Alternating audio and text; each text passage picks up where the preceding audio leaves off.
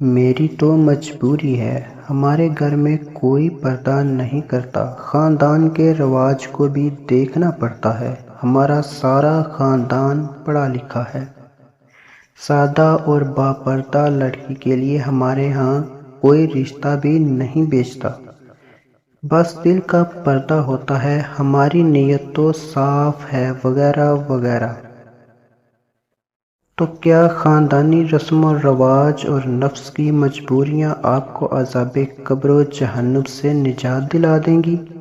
کیا آپ بارگاہ خداوندی میں اس طرح کی کھوکھلی مجبوریاں بیان کر کے چھٹکارا حاصل کرنے میں کامیاب ہو جائیں گی؟ اگر نہیں اور واقعی نہیں، تو پھر آپ کو ہر حال میں بے پردگی سے توبہ کرنی پڑے گی۔ یاد رکھیے، لوح محفوظ پر جس کا جہاں جوڑا لکھا ہوتا ہے وہیں شادی ہوتی ہے، ورنہ آئے دن کئی پڑھی لکھی ماڈرن کنواری لڑکیاں پلک جھپکنے میں موت کا شکار ہو کر رہ جاتی ہیں۔